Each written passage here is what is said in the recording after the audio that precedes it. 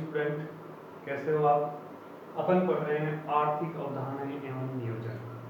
इससे पूर्व की जो कक्षा हुई उसमें अपन ने पढ़ा राष्ट्रीय आय, सकल घरेलू उत्पाद, प्रति व्यक्ति आय और राष्ट्रीय आय की गणना।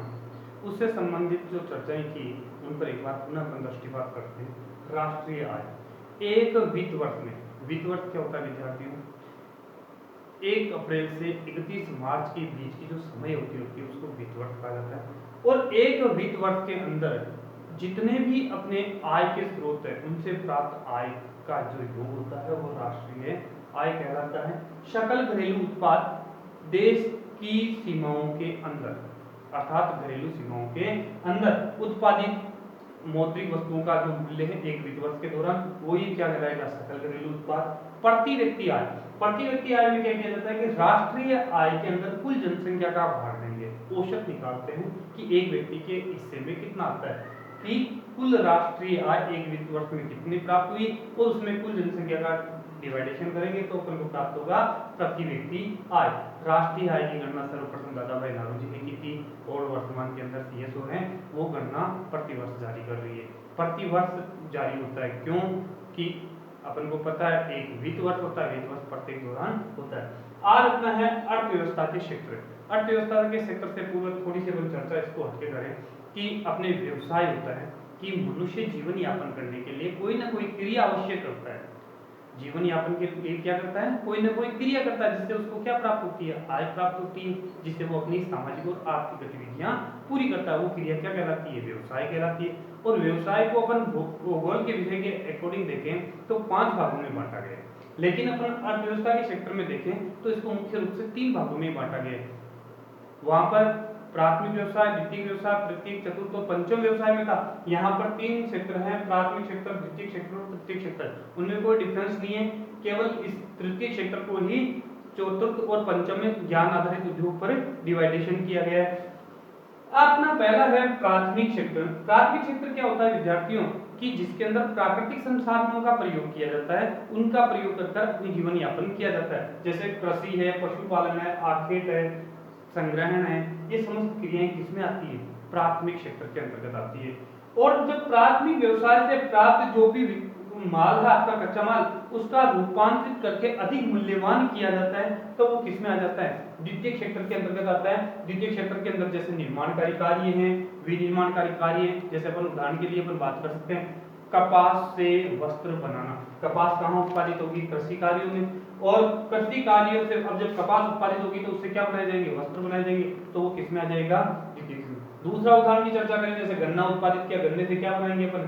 चीनी बनाएंगे। तो ये कार्य कहाँ हो रहा है? औद्योगिक क्रियाएं होगी। ये समस्त क्रियाएं किसमें कहलाती है? द्वितीय क्षेत्र के अंतर्गत। अब तृतीय क्षेत्र क्या होता है? प्राथमिक क्षेत्र और द्वितीय क्षेत्र को योजक कड़ी के अंदर काम करती है। वो कौन सी करती है? तृतीय क्षेत्र करती है, अधिक सुवियोजित करती है।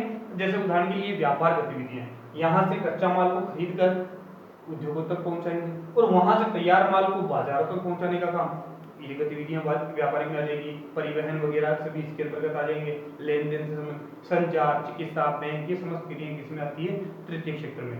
इसको कृषि क्षेत्र भी कहा जाता है, इसको औद्योगिक क्षेत्र कहा जाता है, जबकि इसको सेवा क्षेत्र कहा जाता है। क्या कहा जाता है? सेवा क्षेत्र। अब अपन बात करें इनकी कि ये गतिविधियां वस्तुओं के बजाय सेवाओं का चयन अधिक करते हैं, सेवाओं का सृजन अधिक करते हैं, इसलिए तृतीय क्षेत्र को क्या कहा जाता है? सेवा क्षेत्र कहा जाता है। कि इसके अंतर्गत उत्पादित नहीं होता है बल्कि सेवा अधिक की जाती है, तो ये क्या हो जाएगा? सेवा क्षेत्र हो जाएगा। वर्तमान के अंदर जो नई नई टेक्नोलॉजी है उनका प्रयोग करके आधारित नवीन इंटरनेट वगैरह जो तकनीकी हैं उनका प्रयोग करके अधिक सृजन किया जाता है। उसके बाद अपना है सेवा क्षेत्रों में सृजन। सेवा क्षेत्रों में सृजन कि इनमें क्या क्या परिवर्तन है? प्रारंभिक अवस्था अपनी प्राथमिक क्षेत्र है। प्रारंभिक अवस्था कैसी थी? अपनी प्राथमिक क्षेत्र से संबंधित थी। क्यों? कि अपनी प्रारंभिक अवस्था की बात करें तो अपना सबसे पहले जो पृथ्वी पर उद्भव हुआ तो अपनी अवस्था थी आदिम अवस्था। कैसी थी? आदिम अवस्था। तो अपन प्राकृतिक जो संसाधन थे उन पर ही निर्भर करते थे और उनसे ही अपनी आजीविका का संचालन होता था, आजीविका की पूर्ति होती थी। जैसे जैसे समय परिवर्तित हुआ तो वैसे वैसे इनमें भी परिवर्तित हुआ। धीरे धीरे समय परिवर्तित हुआ तो लोग अन्य कार्यों में संलग्न होने लगे, और अन्य कार्यों में संलग्न होने लगे तो निर्माण प्रणाली प्रारंभ हुई, निर्माणकारी कार्य प्रारंभ हुए। वो किसमें आ गए? द्वितीय क्षेत्र के अंतर्गत आ गए, जिससे कारखाने अस्तित्व में आए। कारखाने कारखाने बोल दीजिए, उद्योग बोल दीजिए, वर्तमान में यही होता है कि प्राथमिक व्यवसाय से प्राप्त कच्चे माल का रूपांतर करने का स्थान क्या कहलाता है? उद्योग कहलाता है। और इनसे क्या होता है कि अपन को शारीरिक क्रिया है वो कम करनी पड़ती है, उस सस्ती दरों पर अपन को क्या प्राप्त हो जाती है? वस्तुएं उपलब्ध हो जाती है जो अधिक मूल्यवान होती है और अधिक अपने लिए उपयोगी होती है, अधिक गुणकारी भी बने उनको कह सकते हैं। और पिछले 100 वर्षों की बात करें तो पिछले 100 वर्षों के अंदर विकसित देशों के अंदर द्वितीय और तृतीय क्षेत्रों की ओर अधिक बदलाव हुआ है। कि जैसे ही जो अपनी पॉपुलेशन है वर्तमान के अंदर अपन बात करें तो कृषि कार्यों में प्राथमिक क्षेत्र में काम करना कम पसंद करते हैं, बल्कि द्वितीय क्षेत्र और तृतीय क्षेत्र है उनमें कार्य करना अधिक पसंद करते हैं। क्यों करते हैं? क्योंकि प्राथमिक जो क्रियाएं उनमें मेहनत अधिक करनी पड़ती है, और मेहनत की तुलना में आय कम प्राप्त होती है, जोखिम अधिक होते हैं। जबकि द्वितीय और तृतीय की बात करें तो उनमें अपन को आय अधिक प्राप्त होती है। तो वर्तमान के अंदर बात करें तो लोग ज्यादातर द्वितीय और तृतीय क्षेत्रों के अंतर्गत बदलाव हुए। तो अपन तृतीय क्षेत्र के अंदर ज्यादातर लोग अपन को कार्यरत लिखते हैं, तो इसीलिए अपना टॉपिक है उत्पादन में तृतीय क्षेत्र का बढ़ता योगदान। वर्तमान के अंदर आय की अपन बात करें, लोगों के पास में जो आय का स्रोत है वो तृतीय क्षेत्र को अधिक बना रहे हैं, जिसको अपन सेवा क्षेत्र कहते हैं। लेकिन सेवा क्षेत्र की बात करें तो विद्यार्थियों उसके लिए मेन है ज्ञान, अर्थात शिक्षा आवश्यक होती है। शिक्षा से ही अपना संभव है। देश के रोजगार में वृद्धि, रोजगार तो इनसे भी प्राप्त होता है, लेकिन अब मान लीजिए कृषि कार्यों के अलावा उद्योगों के अलावा किसमें आ गए? तृतीय क्षेत्र में आ गए, जिसके अंदर बहुत सारे रोजगार के साधन खुल जाते हैं। कोई व्यापारिक गतिविधियों में परिवहन, संचार, बैंक वगैरह समस्त क्रियाएं होती है, उनके अंदर लोग कार्य करेंगे तो अपन को क्या मिल गया? रोजगार के साधन मिल गया। ठीक है, नेक्स्ट है अपना सकल घरेलू उत्पाद में वृद्धि। सकल घरेलू उत्पाद अपने देश की सीमाओं के अंदर लोगों को और रोजगार मिल गया, उससे आय प्राप्त होगी, जिससे अपनी सकल घरेलू उत्पाद है वो अधिक मजबूत होगी, अर्थात राष्ट्रीय आय के साथ साथ में सकल घरेलू उत्पाद में भी वृद्धि होगी, जिससे प्रति व्यक्ति आय में भी इजाफा होगा। दूसरे देशों के साथ तुलना करेंगे तो अपने देश की अर्थव्यवस्था भी मजबूत दिखाई देगी। उद्योगों का विस्तार एवं तकनीकी विकास होता है। जब अपन लोग शिक्षित होंगे, तृतीय क्षेत्र के अंतर्गत अधिक संलग्न होंगे, तो ऑटोमेटिकली द्वितीय क्षेत्र मजबूत होगा। द्वितीय क्षेत्र मजबूत क्यों होगा? क्योंकि यहाँ पर लोगों को संचालन करने के लिए अप्रत्यक्ष रूप से इस पर आश्रित हैं। किस पर आश्रित हैं? प्राथमिक क्षेत्र और द्वितीय का क्षेत्र उन दोनों पर ही मजबूत है।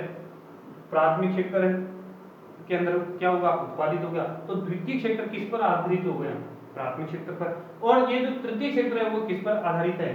द्वितीय क्षेत्र पर। और ऑटोमेटिकली किस पर आधारित हो गया? तृतीय क्षेत्र। तृतीय क्षेत्र ज्ञान आधारित है, अर्थात उद्योगों का विस्तार एवं तकनीकी विकास होगा। पढ़े लिखे होंगे तो उद्योगों का तो विकास होगा ही होगा, और तकनीकी नई नई टेक्नोलॉजी, पढ़े लिखे होंगे तो ऑटोमेटिकली सुधार होगा। जीवन की गुणवत्ता में वृद्धि। जीवन की गुणवत्ता, जब लोग तृतीय क्षेत्र में काम करेंगे, द्वितीय क्षेत्र में काम करेंगे, आय अधिक प्राप्त होगी, शिक्षित होंगे, तो ऑटोमेटिकली वो सही और गलत के बीच का जो अंतर है उसको समझ सकेंगे, और ऑटोमेटिकली अपने जीवन की गुणवत्ता में सुधार ला सकते हैं। और वो कब संभव है? साक्षरता से संभव है। अन्य क्षेत्रों की तुलना में जोखिम कम होता है। इनकी बात करें, प्राथमिक क्षेत्र में अधिक जोखिम होता है, उसकी तुलना में इसमें जोखिम कम होता है द्वितीय क्षेत्र के अंतर्गत। और द्वितीय क्षेत्र से भी जोखिम किसमें कम होता है? तृतीय क्षेत्र में, क्योंकि वो क्या है? सेवा क्षेत्र है, आय भी अधिक प्राप्त होती है और जोखिम भी कम होता है। नेक्स्ट है आय की अधिक प्राप्ति होती है। अपन चर्चा कर चुके हैं, ये पर चर्चा प्राथमिक और द्वितीय क्षेत्र के अंतर्गत अधिक आय प्राप्त होती है।